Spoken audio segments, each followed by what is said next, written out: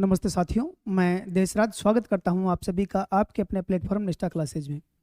साथियों, अक्सर जो भी अपने साथी अभ्यर्थी तैयारी करते हैं, चाहे वो किसी भी परीक्षा की तैयारी कर रहे हों, उनको अक्सर ये समस्या होती है कि पढ़ते हैं तो थोड़ा जल्दी थकान हो जाती है, ऊब हो जाती है, अरुचि होती है, पढ़ने का मन नहीं होता और थकान सी लगने लगती है। क्या समाधान है इसका? तो आज हम बात करेंगे पढ़ाई के दौरान ये ऊब, अरुचि और थकान क्यों होती है, क्या कारण है इसका, इससे कैसे बचा जा सकता है और इसका क्या समाधान है। चलिए साथियों, शुरू करते हैं। तो पढ़ाई के दौरान क्यों होती है थकान, ऊब और अरुचि, ये आज का अपना विषय है। बहुत जरूरी विषय है। अधिकांश अभ्यर्थी इससे परेशान रहते हैं और हर अभ्यर्थी की जिज्ञासा रहती है कि इसका कैसे न कैसे समाधान हो जाए। चलिए इस पर बात करते हैं। सबसे पहले है, पढ़ाई के दौरान ऊब, अरुचि और थकान क्यों होती है। जानते हैं कारण क्या है, पहले उस पर बात करते हैं। सबसे पहले हम बात करेंगे मनोवैज्ञानिक कारण। मनोवैज्ञानिक कारणों में क्या है? सबसे पहला जो कारण है वो है अनक्लियर गोल्स। मनोवैज्ञानिक कारणों में सबसे पहला कारण क्या है? अनक्लियर गोल्स, यानी कि अस्पष्ट लक्ष्य। लक्ष्य हमारे स्पष्ट नहीं है, हमने तय नहीं कर रखा कि हम जो पढ़ाई कर रहे हैं उससे चाहते क्या है, उससे कैसा परिणाम चाहते हैं, आखिर हमारा अल्टीमेट गोल क्या है, वो हम तय नहीं कर पाते हैं। तो फिर हमें अरुचि होती है, थकान होती है। और एक और कारण इसके साथ में है दोहरे या तिहरे लक्ष्य। हम एक ही बार में दो लक्ष्य लेकर के चल रहे हैं, तीन लक्ष्य लेकर के चल रहे हैं। ये भर्ती आ गई, इसकी भी तैयारी करना शुरू कर देते हैं। फिर कोई और भर्ती आ गई, उसका भी हमने फॉर्म लगा दिया। दोनों की एक साथ तैयारी कर रहे हैं। सोच रहे हैं कि पहले 2 महीने बाद इसका एग्जाम है, 2 महीने तक इसकी कर लेता हूँ, फिर उसकी कर लूंगा, फिर 3 महीने बाद किसी दूसरी परीक्षा की तैयारी है। इससे हम जो क्या करते हैं, दोहरे या तिहरे लक्ष्य रखते हैं। दोहरे लक्ष्य रखते हैं, तिहरे लक्ष्य रखते हैं। कई बार 3 भर्तियां हमने तय कर रखी है जिनका सिलेबस मैच नहीं करता आपस में, जिनका जो है जो प्रोफाइल किसी भी प्रकार से मैच नहीं करता। हम बस इसलिए फॉर्म भर देते हैं कि भाई घर वाले कह रहे हैं या दोस्त सलाह दे रहे हैं या नहीं भर्ती आई इसलिए फॉर्म भर देना है। नहीं, हमें अपने लक्ष्य तय करने होंगे। हम किस प्रकार के जॉब प्रोफाइल को पसंद करते हैं, हम कहाँ जाना चाहते हैं और पढ़ाई क्यों कर रहे हैं। और दोहरे या तिहरे लक्ष्यों से हमें बचना चाहिए। जब हम दोहरे या तिहरे लक्ष्य लेते हैं तो दोनों के लिए ही हम ढंग से काम नहीं कर पाते, या कई बार हम 2 अलग अलग भर्तियों की तैयारी एक साथ कर रहे होते हैं। इससे क्या होता है, इससे हमें एक प्रकार की दुविधा उत्पन्न हो जाती है, अनावश्यक जो है बर्डन बढ़ता है, अनावश्यक पाठ्यक्रम बढ़ जाता है और थकान होना स्वाभाविक हो जाता है। तो हमें क्या करना है, हमें ये दोहरे और तिहरे लक्ष्य वाली नीति से बचना है। एक लक्ष्य तो हमारा स्पष्ट होना ही चाहिए, लेकिन ये जो 2 लक्ष्य, 3 लक्ष्य हम एक साथ लेकर के चल रहे हैं, उससे बचना चाहिए। एक ही लक्ष्य रखो। अरे भाई, जब 3 लक्ष्य आप ले रहे हो मान लो, तो आपको क्या लगता है आप तीनों लक्ष्य साध लोगे? और जब आप में 3 लक्ष्य साधने की क्षमता है तो एक लक्ष्य तो आप साध ही लोगे। तो उसी लक्ष्य को चुनो ना जिस पर आप जाना चाहते हो, जिसे आप प्राप्त करना चाहते हो। ये थकान का एक मुख्य कारण है, अस्पष्ट लक्ष्य, दोहरे या तिहरे लक्ष्य। तो इस पर अपन ने बात की, इसके समाधानों पर भी अपन ने बात की कि हमें दोहरे या तिहरे लक्ष्यों से बचना चाहिए, एक स्पष्ट लक्ष्य हमारा होना चाहिए। ये तो हो गया पहला मनोवैज्ञानिक कारण। दूसरा है पैसिव स्टडिंग। हम क्या करते हैं, निष्क्रिय पढ़ाई करते हैं। निष्क्रिय पढ़ाई का मतलब क्या है? निष्क्रिय पढ़ाई का मतलब यह है कि हम जिस विषय को पढ़ रहे हैं, जिस विषय बिंदु को पढ़ रहे हैं, उसके बारे में या उसके कॉन्सेप्ट के बारे में हमने पूरी तरीके से जाना नहीं, बस उसको पढ़ा और रटना शुरू कर दिया। हम चाहते हैं कि वो चीज़ हमें जल्दी से जल्दी याद हो जाए। हम इस बात पर, या हमारा फोकस जो इस बात पर नहीं रहता कि हम पहले एक बार उसको समझ तो लें, क्योंकि समझने से फिर रटने की बात ही नहीं बचती है। जो समझ लिया वो अपने आप ही याद रह जाता है। तो ये जो पैसिव स्टडिंग करते हैं, निष्क्रिय पढ़ाई करते हैं, बिना कॉन्सेप्ट समझे हम लगातार पढ़ते जाते हैं। क्यों पढ़ते हैं? क्योंकि पढ़ना है, बस इसलिए पढ़ते रहते हैं। पढ़ना है, पढ़ना है, पढ़ना है, ये हमारे दिमाग में चलता रहता है। हम बिना कॉन्सेप्ट समझे, उस विषय बिंदु को बिना पूरी तरीके से समझे लगातार पढ़ते रहते हैं। और जब किसी विषय बिंदु के बारे में हम जानकारी नहीं रखते हैं और लगातार केवल अक्षर पढ़ते रहते हैं, उनको रटना चाहते हैं, तो हमें दबाव बढ़ता है, अनावश्यक थकान बढ़ती है, ऊब हो जाती है और लास्ट में अरुचि हो जाती है। हमें उस चीज़ को पढ़ने में कोई रुचि नहीं रहती। कई बार तो फिर नफरत भी होने लगती है कि नहीं, मुझे तो पढ़ना ही नहीं है। ये होता है। इसलिए हमें क्या करना है, निष्क्रिय पढ़ाई से बचना है, कॉन्सेप्ट समझना है, उसके बाद ही हमें आगे बढ़ना चाहिए। यदि किसी विषय बिंदु पर हमको समझ में नहीं आ रही तो बहुत सारी चीज़ें हैं जिनका हम सहारा ले सकते हैं। कोई गुरुजी हैं जिनसे हम पढ़ते हैं जा करके ऑफलाइन क्लास, तो उनसे पूछें। ऑनलाइन पढ़ते हैं तो वहाँ इसका समाधान पूछें। और हम व्यक्तिगत तौर पर केवल सेल्फ स्टडी कर रहे हैं तो जिस साथी से हमारा संपर्क बना हुआ है, कई बार ऐसे साथी होते हैं जो हमारे साथ खुद भी तैयारी कर रहे हैं या हमसे पहले सफल हो चुके हैं, तो उनसे पूछें। इससे हमें अपना समाधान मिल जाएगा, हमारा कॉन्सेप्ट क्लियर हो जाएगा। कोई नहीं है तो इंटरनेट का सहारा लीजिए, इंटरनेट पर सारी चीज़ों के समाधान है, उनको खोजो और पढ़ो। थोड़ा 2-4 प्रयास करेंगे तो यूट्यूब वगैरह से कहीं ना कहीं से समाधान मिल ही जाते हैं। तो समझ करके पढ़ाई करना, निष्क्रिय पढ़ाई नहीं करनी, कॉन्सेप्ट समझे बिना पढ़ाई नहीं करनी, ये एक मुख्य कारण है थकान का, ऊब का और अरुचि का। चलिए आगे बढ़ते हैं तीसरे मनोवैज्ञानिक कारण पर। तीसरा मनोवैज्ञानिक कारण क्या है? Information overload. हमारे पास सूचनाओं का ओवरलोड हो जाता है, हम बहुत सारी सूचनाएं इकट्ठी कर लेते हैं, जो हमारे काम की भी नहीं होती है वो भी इकट्ठी कर लेते हैं। तो इंफॉर्मेशन ओवरलोड से हमें बचना चाहिए। क्या है? सूचनाओं और डाटाओं का ओवरलोड हो जाता है। क्या करते हैं? अनावश्यक पाठ्य सामग्री, ये थोड़ा गलत लिखा हुआ है, अनावश्यक पाठ्य सामग्री इकट्ठा कर लेते हैं। किसी ने कोई हमको सुझाव दिया इस किताब से पढ़ना चाहिए, हमने वो किताब भी खरीद ली। किसी और ने सुझाव दिया कि नोट्स से पढ़ो, हमने वो नोट्स भी इकट्ठे कर लिए। और फिर किसी दूसरे ने कोई और किताब सुझा दी, हम 3-4 एक ही चीज़ को पढ़ने के लिए 4-5 किताबें इकट्ठा कर लेते हैं। तो जब हम पहली किताब पढ़ रहे हैं या नोट्स पढ़ रहे हैं, तब हम पे बाकी 4 जो बचे हुए हैं उनका बोझ हमारे दिमाग में चलता रहता है कि अभी तो 4 और पढ़ने हैं, ये कॉन्सेप्ट क्लियर करने के लिए, इस बिंदु को पूरी तरीके से तैयार करने के लिए। तो हम क्या करते हैं? अनावश्यक डेटा स्टोर करते हैं, अनावश्यक सूचनाओं का संग्रह करते हैं और अनावश्यक पाठ्य सामग्री को इकट्ठी कर लेते हैं। कई बार ठीक है, अपन ने किसी के कहने से कोई पुस्तक खरीद ली, हमारे मन में था कि ये पुस्तक अच्छी हो सकती है, या किसी के कहने से कोई नोट्स ले लिए। एक दिन बैठो, आधा घंटा लगेगा, पूरी पाठ्य सामग्री को देखो और हमें ये अंदाजा हो जाएगा कि इनमें से कौन सी हमारे काम की और कौन सी हमारे काम की नहीं है। तो जो हमारे काम की नहीं है उसको अपने डेस्क से हटा दो। हम जहाँ बैठ के पढ़ते हैं उस पर मत रखो। यदि हम उसको अपने डेस्क पे रखते हैं, अपने सामने रखते हैं, तो बार बार हमारा ध्यान उस पाठ्य सामग्री पर जाएगा और हमारे मन में कहीं ना कहीं ये रहेगा कि इसको पढ़ना बाकी है अभी, और ये हमें टेंशन देगा, थकान देगा, ऊब देगा, अरुचि देगा और तनाव भी देगा कि हमें पढ़ना ही है। तो जो हमारे काम की पाठ्य सामग्री नहीं है उसको अपने डेस्क से हटा दो, पैक करो और कहीं दूसरी जगह रख दो। किसी के काम की हो तो उसको दे दो, पर अनावश्यक पाठ्य सामग्री मत रखो। ये सूचनाओं का ओवरलोड से बचना है।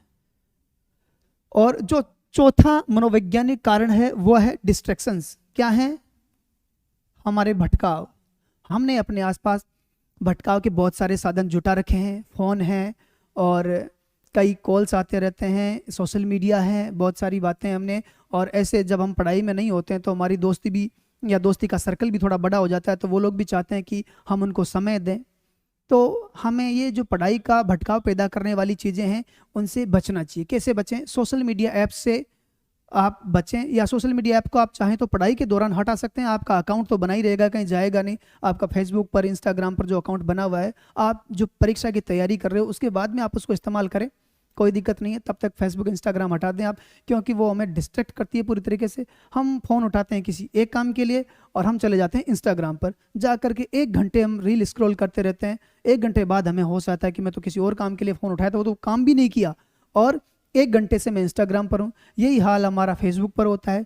और यही बहुत सारी चीज़ें, ऐसे ऐप्स हैं जिन पर हमें नहीं जाना चाहिए। तो उन ऐप से हमें बचना चाहिए जो हमें डिस्ट्रैक्ट करते हैं। इससे क्या होता है? बार बार ध्यान का भटकाव होता है, और ध्यान भटकने से जो उपकरण, ध्यान भटकने के जो उपकरण और व्यवस्थाएं हैं उनको अपने से दूर कर दो। जो भी उपकरण और व्यवस्थाएं हमारा ध्यान भटकाती है, हमें अपने लक्ष्य की ओर बढ़ने से रोकती है, लक्ष्य में बाधा उत्पन्न करती है, चाहे वो सोशल मीडिया हो या कोई व्यक्ति हो या कोई ऐसा सर्कल हो, उनसे आप आग्रह करें, बचें और ये ध्यान भटकाने वाली व्यवस्थाओं और उपकरणों को हटाएं या मिनिमाइज करें, कम से कम उनको कर दें। या फिर भी आपको ऐसा लगता कि नहीं मैं तो जी ही नहीं पाऊंगा इंस्टाग्राम चलाए बगैर, तो क्या करें? उसके लिए एक समय नियत कर दें कि भाई शाम को मैं आधा घंटा देख लूंगा। अगर नहीं काम चलता है सोशल मीडिया का बगैर तो आप समय तय कर सकते हैं। चलिए आगे बढ़ते हैं। आगे है पढ़ाई के दौरान होने वाली थकान, ऊब और अरुचि के शारीरिक कारण। शारीरिक कारण भी होते हैं जो हमें पढ़ाई के दौरान ऊब और अरुचि पैदा करते हैं, थकान पैदा करते हैं। पहला कारण तो है नींद का। नींद का क्या है? नींद की कमी। हम नींद पूरी नहीं कर पाते हैं। मान लो कि हमारी मजबूरी है कि पढ़ाई के दौरान हमें नींद के लिए कम समय मिलता है, ठीक है, वो मानते हैं, फिर भी 7 घंटे या 8 घंटे तो अपने को सोना ही चाहिए। और 7 घंटे या 8 घंटे सोने के लिए क्या करना चाहिए? वही सोशल मीडिया का उपयोग कम करना पड़ेगा। अपन क्या करते हैं, जैसे मान लो कि अपन रात 10 बजे तक पढ़ रहे हैं, 11 बजे तक पढ़ रहे हैं, 11 बजे तक पढ़ाई की, किताब रखने के बाद हम फ़ोन उठा लेते हैं। तो जो हम 10 बजे सोने वाले थे, जो हम 11 बजे सोने वाले थे मान लो, तब हम 1 घंटा फ़ोन चलाते हैं और 1 घंटा नींद का कम कर लेते हैं। तो नींद पूरी लें और इससे बचें। पर्याप्त नींद होगी तो हमारे परिणाम बेहतर होंगे। पर्याप्त नींद होगी तो हमारा जो उससे पढ़ाई से जो अपना निकलने वाला है सार, वो सार ज़्यादा अच्छा होगा। नहीं तो निस्सार पढ़ाई करेंगे हम, सारहीन पढ़ाई करेंगे, बस पढ़ते जाएंगे, ऊँघते जाएंगे। इससे बचने के लिए नींद पूरी लें, कम से कम 7-8 घंटे जरूर लें। दूसरा उसका महत्वपूर्ण कारण है ऐसा भोजन, पुअर न्यूट्रिशन लेते हैं। क्या करते हैं? पुअर न्यूट्रिशन, खराब पोषण लेते हैं। और खराब पोषण में क्या करते हैं? जैसे कि कुछ साथियों को कोल्ड ड्रिंक पीने की आदत होती है, कुछ को जो है फास्ट फूड खाने की आदत होती है, और ऐसी बहुत सारी चीज़ें जो बाजार में मिलती है, ये पुअर न्यूट्रिशन में खराब पोषण की श्रेणी में आती है और हमारी दिनचर्या को प्रभावित करती है, साथ ही नींद को भी प्रभावित करती है। और इससे हमारी नींद प्रभावित होती है तो शरीर में आलस, ऊब और थकान आना स्वाभाविक है। तो खराब पोषण से बचें। पढ़ाई के दौरान अच्छा पोषण लें, सरल पोषण लें।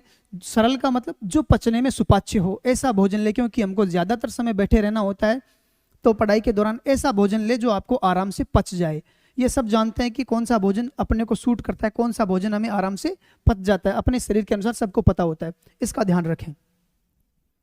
दूसरा है निर्जलीकरण। कम पानी पीते हैं, बैठे रहते हैं, इसलिए पानी की कमी शरीर में हो जाती है, डिहाइड्रेशन हो जाता है, और वो भी हमारे शरीर में एक प्रकार की थकान और ऊब पैदा करता है। इससे बचने के लिए क्या? पानी का बोतल वगैरह या पानी का जो भी साधन अपन रख सकते हैं उसको अपने पास रखें, थोड़ा थोड़ा पानी पीते रहें।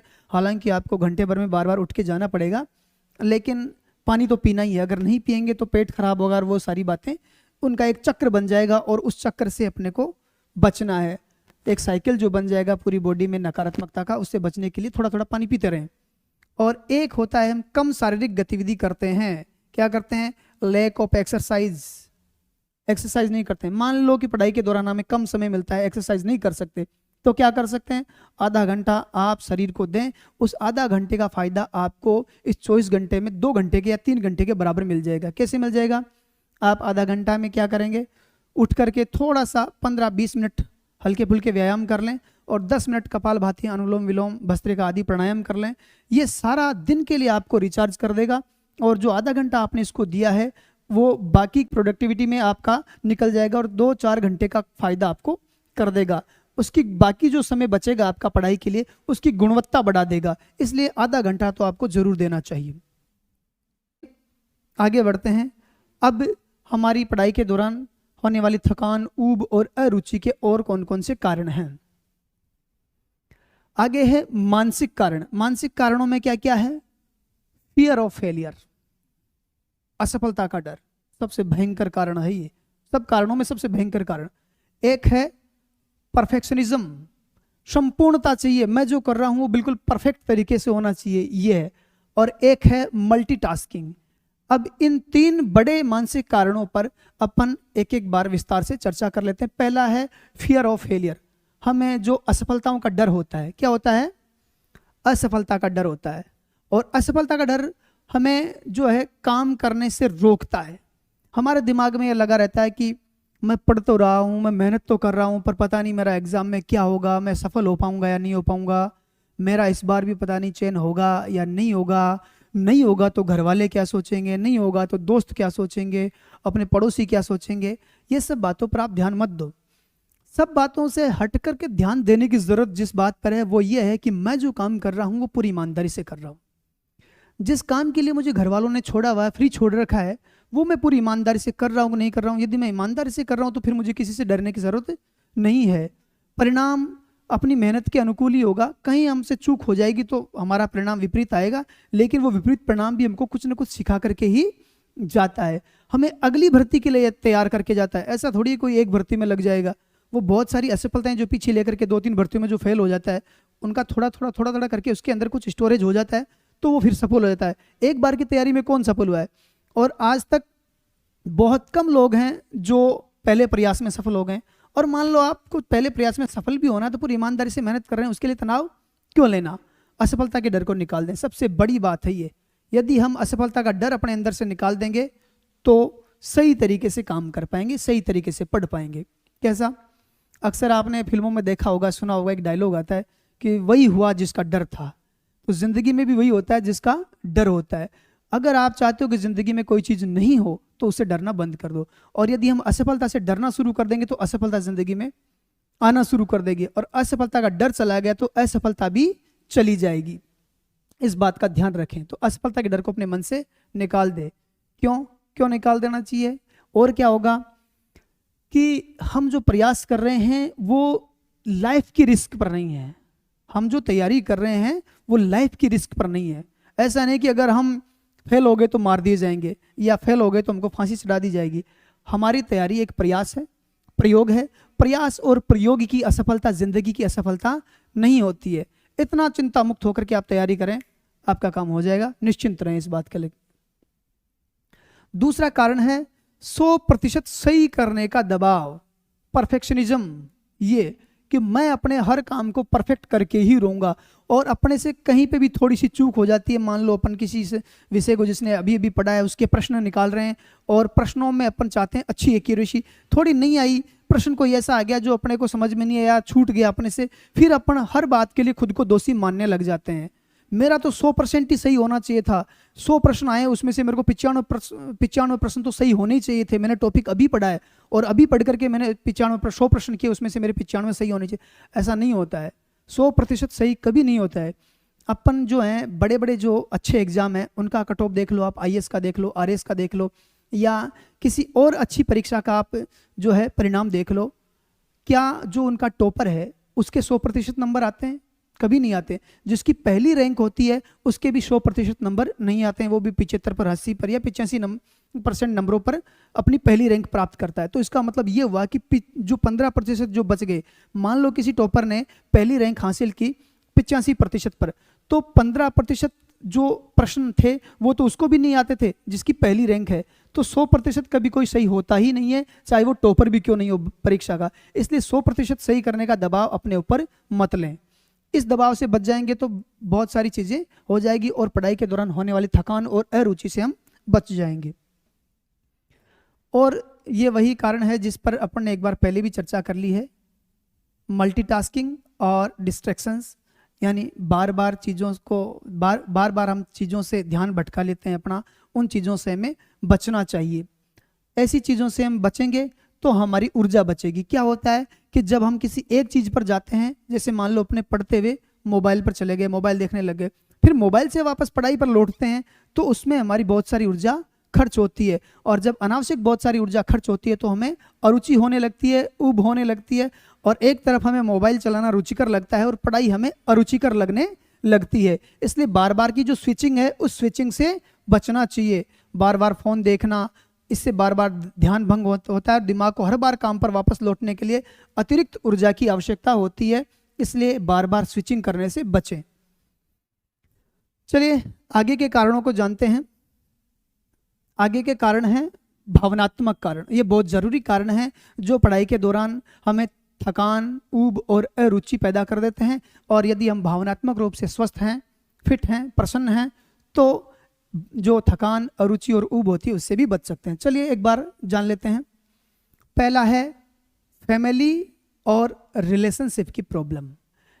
क्योंकि जो तैयारी करने वाले लोग होते हैं उनकी आयु 20 वर्ष से लेकर के 32 वर्ष की आयु तक होती है। ज़्यादातर लोगों की ये एक आयु होती है, और इसी उम्र में आपको करियर बनाना है, पढ़ाई करनी है, और इसी उम्र में आपको रिश्ते भी संभालने हैं और सबसे अच्छा बना करके भी रखना है। परिवार के रिश्ते हों, व्यक्तिगत अपने पर्सनल रिलेशन हो, सब बना के रखना पड़ता है। तो ये एक दबाव हो जाता है पढ़ाई के दौरान कि हम अपने रिश्ते संभालें या पढ़ाई करें। कई बार होता है कि हमें लोग शिकायत करने लग जाते हैं कि आप पढ़ते ही पढ़ते हो, टाइम नहीं देते हो, हमें हमसे बातचीत नहीं करते हो, चाहे वो अपने माता पिता हो या अगर शादी हो चुकी तो अपना कोई जीवन साथी हो, और शादी नहीं हुई है फिर भी हम किसी रिश्ते में हैं तो वहाँ से भी अपने को बार बार ये शिकायतें आती है कि आप टाइम नहीं देते हो, पढ़ाई पढ़ाई करते रहते हो, या उनका बार बार लड़ाई झगड़ा करना उस दौरान, या किसी बात को लेकर के अप्रसन्नता, इससे अपने को एक इमोशनल ब्लॉक्स आते हैं, इमोशनल प्रॉब्लम आती है, भावनात्मक रुकावट आने लग जाती है। तो ये जो इमोशनल ब्लॉक और भावनात्मक रुकावटें हैं, इनसे बचने के लिए अपन क्या कर सकते हैं? परिवार में जहाँ अपन रहते हैं, यदि परिवार में माता पिता के साथ रह रहे हैं और वहाँ अगर कोई ऐसी प्रॉब्लम है तो उनसे आग्रह कर सकते हैं, और वहाँ प्रॉब्लम नहीं है तो भगवान को धन्यवाद करें कि मेरे जीवन में ऐसी कोई प्रॉब्लम नहीं है। रही बात आपकी शादी हो चुकी है, वैवाहिक जीवन जी रहे हैं, फिर तैयारी कर रहे हैं, या शादी नहीं हुई, सगाई हो चुकी है, ऐसे रिलेशन में हैं आप, फिर आप तैयारी कर रहे हैं, तो जो भी आपका पार्टनर है, लाइफ का जो जिंदगी का जो साथी है, उससे आप आग्रह करें कि मुझे जो है अभी समय की बहुत ज़्यादा आवश्यकता है, मैं आपको कम समय दे पाऊंगा, बाद में बची हुई ज़िंदगी में जब मेरा करियर सेट हो जाएगा तो मैं आपको पर्याप्त समय दूंगा, समय ही समय है, लेकिन मुझे अभी आपके सहयोग की आवश्यकता है, तो आप कृपा करके थोड़ा मुझे समय दें। और बाकी यदि आसपास के वातावरण में आप मेरा सहयोग कर सकते हैं, पढ़ाई के दौरान यदि आप साथ रहते हैं तो मुझे समय से खाना दें, समय से मेरी किताबें वगैरह की व्यवस्था कर दें, नहाने वाने की व्यवस्था कर दें, ये सहयोग आप मांग सकते हैं उनसे।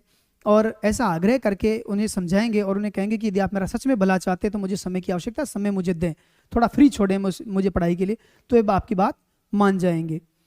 और यदि इससे विपरीत एक और स्थिति होती है कि हम कहीं दूसरी जगह रह करके तैयारी कर रहे हैं, माता पिता दूसरी जगह हैं, या हम परिवार से दूर रह करके तैयारी कर रहे हैं, तो हमारी शादी हो चुकी है, बच्चे और पत्नी कहीं दूसरी जगह हैं, या पति दूसरी जगह हैं, या हमारी सगाई हो चुकी है, हम ऐसी स्थिति में हैं, तो जैसे पहले तैयारी से पहले हम रोज़ कॉल पर और बातों में इनसे समय देते थे एक दूसरे को, अब समय नहीं दे पा रहे हैं, तो क्या कर सकते हैं? माता पिता से बात करने का, या आप पति पत्नी से दूर रह करके तैयारी करें तो उनसे बात करने का, या सगाई हो चुकी है और किसी रिलेशनशिप में है तो उससे बात करने का समय तय कर लीजिए कि दिन में 1 बार बात करेंगे या दिन में 2 बार बात करेंगे, 10-10 मिनट सुबह, 10 मिनट सुबह, 10 मिनट शाम को बात कर लेंगे, इतने से अपना काम चल जाएगा। 15-15 मिनट कर सकते हैं, इससे ज़्यादा नहीं।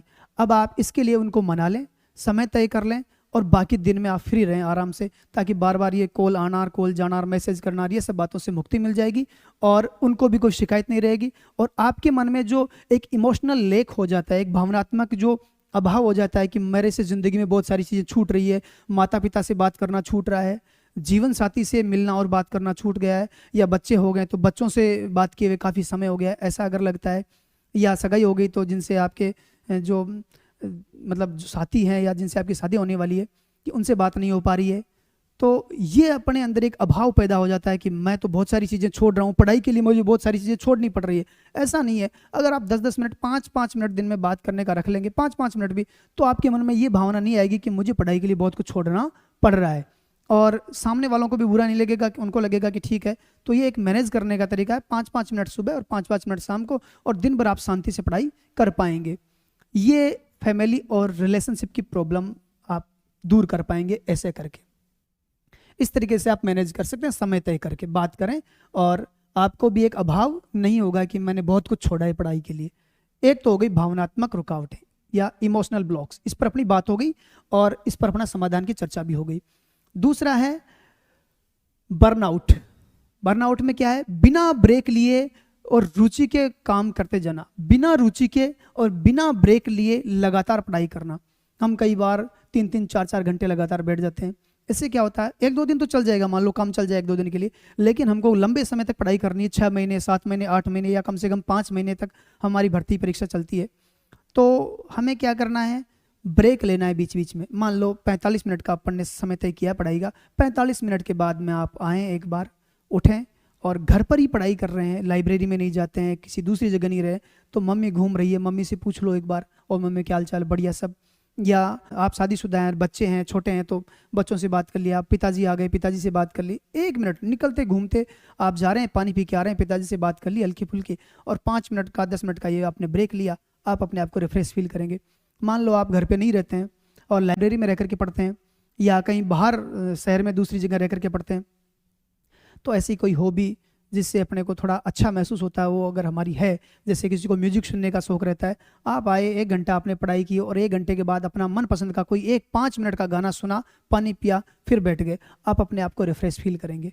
इस प्रकार से 1 घंटे के बाद या 45 मिनट के बाद ब्रेक जरूर लें, ताकि इस बर्नआउट की जो भयंकर वाली थकान है, बिना ब्रेक लिए या बिना रुचि के लगातार काम करने वाली ये बात है, इससे हम बच सकेंगे यदि हम ऐसा करेंगे तो।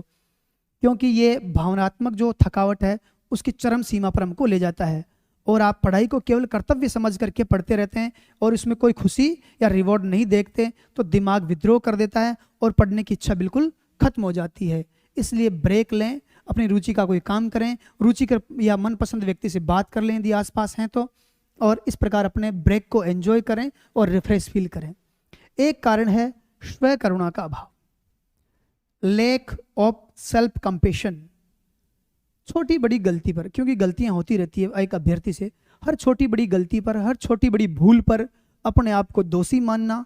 कहीं से अपन ने कोई ऑनलाइन टेस्ट देख लिया, उसमें अपने को वैसा नंबर नहीं मिला या वैसे अंक नहीं मिले जैसे अपने को मिलने चाहिए थे, या साथ तैयारी करने वाले किसी साथी ने ऐसा कोई प्रश्न पूछ लिया जो अपने को नहीं आया या जो अपन भूल गए।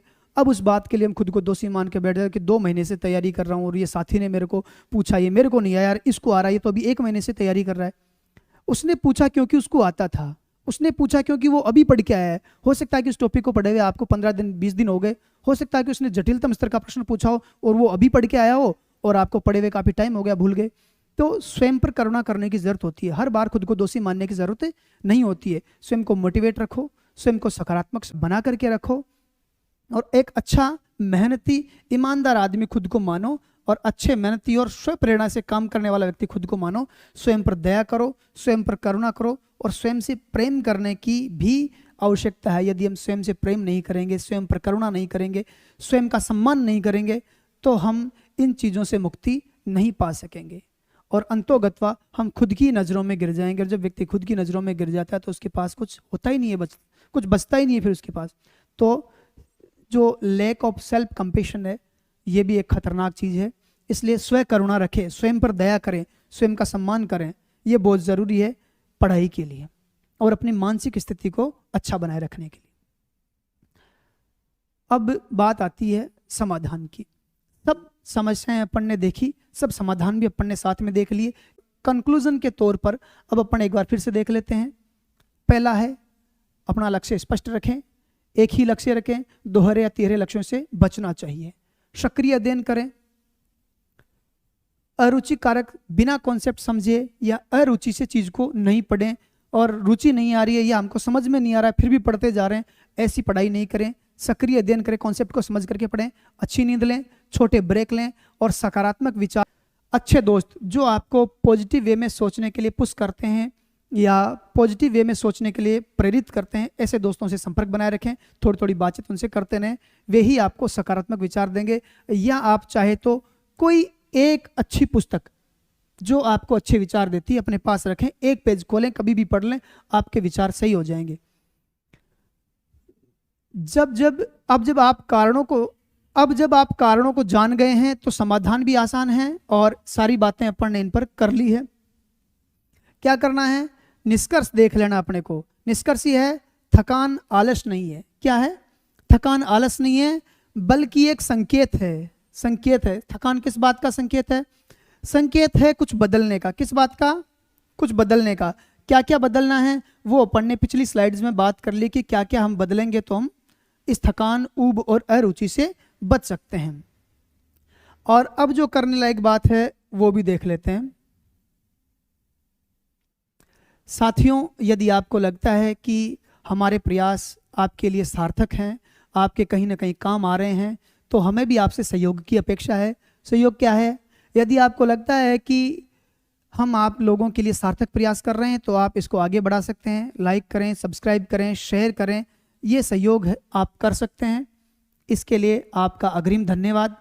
हमें उम्मीद है कि आप सहयोग करेंगे, इसलिए पहले ही हमने आपको धन्यवाद दे दिया। आप ये जो अपन ने बातें की है, जो चर्चा की है पढ़ाई के दौरान होने वाली ऊब, अरुचि और थकान पर, और उन कारणों को जाना और कारणों के निवारण हमने जाने, उन पर विचार करिए। ऐसा अपना लाइफ और ऐसे अपने शेड्यूल बनाइए और ऐसे अपनी मानसिक स्थिति बनाइए और अपनी पढ़ाई में जुटे रहिए। धन्यवाद।